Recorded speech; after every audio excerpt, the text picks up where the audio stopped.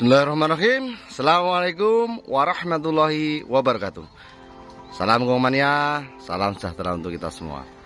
Ya teman, di sore hari ini saya nongkrong di kandang saya. Tadi habis nyapeh bian, mengkondisikan pasangan yang overbidai. Pasti ada teman ya. Jadi indukan overbidai itu kalau peternakan sudah banyak, ada saja, entah satu pasang ataupun dua pasang, itu ada saja. Oke, kali ini saya memantau di sore hari sambil mau membahas tentang perawatan siapan perkutut ya. Di perawatannya bagaimana? Yang jelas yang pertama, langsung saja kita pantau di sore hari. Seperti ini. Tadi saya alhamdulillah menemukan satu pasangan yang konangan ya, konangan alias terdeteksi dengan saya bahwa siapan saya itu sudah produk bertelur tapi gegelen alias telur susah keluar. Jantannya akhirnya overbidai ya, ini juga jadi penyebab overbidainya si jantan seperti ini ya. Jadi saya ulangi, overbidai perkutut jantan itu bisa dikarenakan ketika proses telur si betina gegelen alias telur susah keluar dan betina akhirnya kelihatan murung. Ini akan jadi penyebab si jantan overbidai. Nah, di sini ada ilmu baru yang mungkin teman-teman belum ketahui.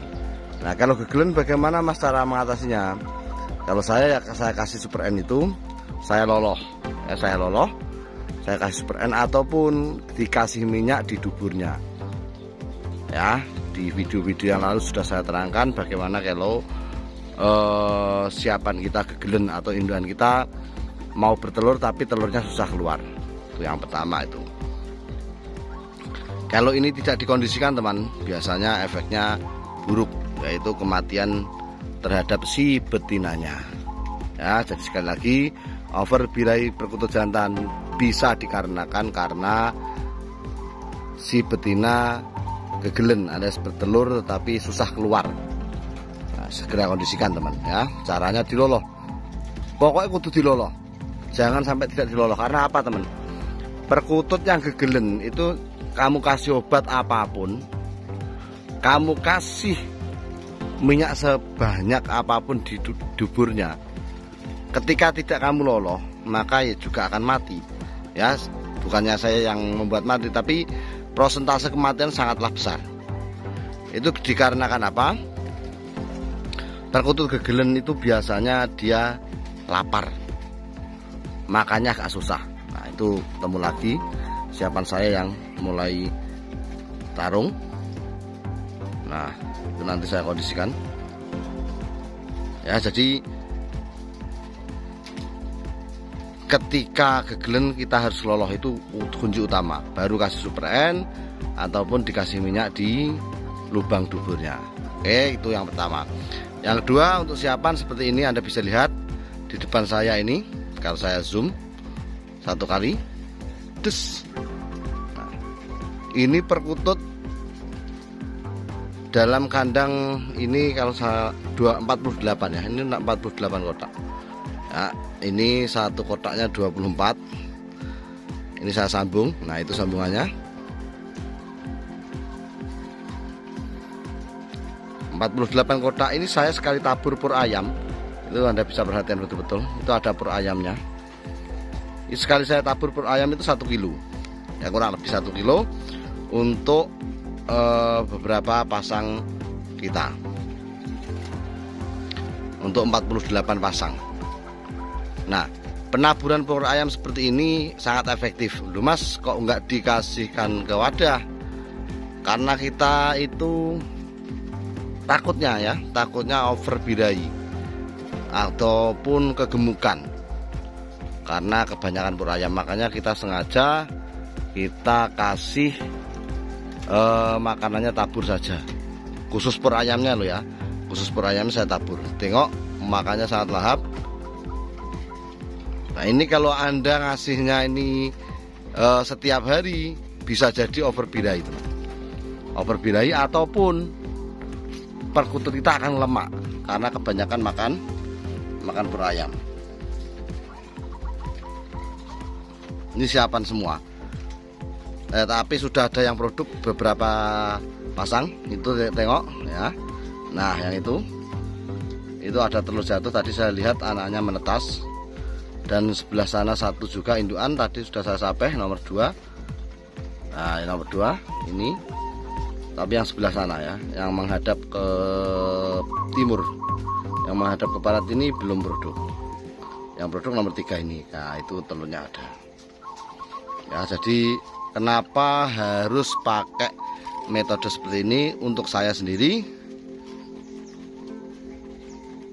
Untuk meminimalisir perkutut ngelemak dan overbirahi. Kalau teman-teman pakai wadah ya monggo, tuh hak teman-teman. Yang kedua, yang ketiga teman, jangan lupa sarang ya. Sarang perkutut ini sangatlah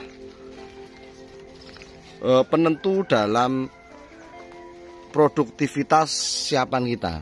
Kenapa saya bilang penentu? Karena sekali kita ketledor dalam sarang, kalau saya kan pakai daun cemara. Nah, kalau sarangnya tidak dikasih itu, satu rentan penyakit. Nah, ya rentan penyakit, yang jelas rentan penyakit karena tidak ada pelindung untuk telur dia. Yang kedua, rawan pecah telur karena dia langsung bertelur di menjalin. Soalnya saya pakai menjalin. Kalau teman-teman pakai apa nggak tahu saya. Intinya mengkondisikan sarang itu langsung dikasih sarang seperti tutorial yang saya berikan, cara membuat sarang perkutut. Sudah ada, bisa ditengok di video beranda saya. Nah, ataupun nanti saya kasih di layar belakang video ini, ya, video terakhir saya santumkan di sana. Selain kita siapkan di dalam sarang, juga kita harus menabur daun cemara itu sedikit saja. Nah, saya kira teman-teman yang mengikuti tutorial saya sudah paham kenapa harus tabur. Karena untuk memancing naluri alamiah perkutut kita dalam membuat sarang. Kalau kita tidak pakai sistem pemancingan pembuatan sarang alias ditabur tadi, juga akan memperlambat birahi perkutut kita. Makanya kita harus pakai sistem pancingan, yaitu dengan cara tabur daun cemara di bawah kandang alias di alas kandang. Cara penaburan daun cemara ini juga harus pakai teknik. Jangan asal tabur. Tekniknya bagaimana? Kita harus potong-potong daun cemara itu jadi 3. Ya, jadi 3 ataupun 4. Pokoknya jangan terlalu panjang. Nah, ya kalau teman-teman kasih umpan sarang itu terlalu panjang, biasanya akan mempersulit perkutut kita dalam membuat sarang. Dan ini juga akan sangat mengganggu produktivitas perkutut kita. Mengganggunya bagaimana? Perkutut kita akan kesusahan dalam menata daun cemara itu di dalam menjalin, yang akhirnya mutung apa Jawa nih. Artinya akhirnya putus asa. Nah, ketika putus asa membuat sarang itu tidak nempel-nempel di menjalin, akhirnya dia akan stres alias tidak jadi produksi. Ya, ini sangat perlu diperhatikan dalam penjodohan ataupun siapan kita yang baru mau produk. Ya, jadi step-step tadi untuk teman-teman monggo dipelajari bersama, dipahami betul-betul supaya ternak teman-teman juga berhasil. Ya, alhamdulillah saya sekarang ini siapan teman. Jadi kalau di total semua ya kurang lebih 300 pasang. Cuman indukannya tidak sebanyak itu. Ya, kebanyakan masih siapan. Seperti di sini 48 kotak ini indukannya baru beberapa pasang saja kan itu. Kalau yang di sini ini 48 kotak juga, ini juga baru produk beberapa pasang saja. Tidak semuanya produk. Kok bisa, Mas? Ya karena saya ya jual beli, teman. Jadi dalam perawatan perkutut ini saya mengeluarkan uang budget kurang lebih dalam 1 bulan itu 3 juta ya. Dan 3 juta uang dari mana? Ya uang dari perkutut saya ini. Jadi saya tidak mengeluarkan uang sepeser pun dari kantong saya pribadi ya. Memang itu mindset saya, memang itu sudah saya tata sebaik mungkin. Untuk perawatan kutut ya harus uang dari kutut. Ini semua bisa terjadi kalau Anda benar-benar fokus ya, fokus dalam peternakan. Mas, saya nggak bisa fokus, saya punya pekerjaan lain. Ya kalau nggak bisa fokus ya jangan harap hasil bisa seperti peternak-peternak yang fokus ya.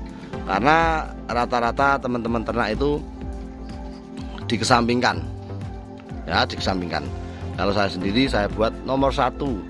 Ini sebagai penghasilan saya untuk menafkahi anak istri saya sendiri ya. Saya sendiri sebagai perangkat desa juga.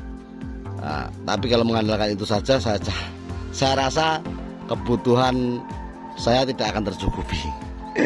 Ya, tidak akan tercukupi. Ini alhamdulillah dengan ternak perkutut ini sangat-sangat menunjang ekonomi keluarga saya dalam kebutuhan sehari-hari, yang jelas ya juga untuk aset kedepannya. Kalau teman-teman ternak perkutut, sekali lagi saya tekankan harus mempunyai target yang tepat supaya tidak oling dalam perjalanan beternak perkutut.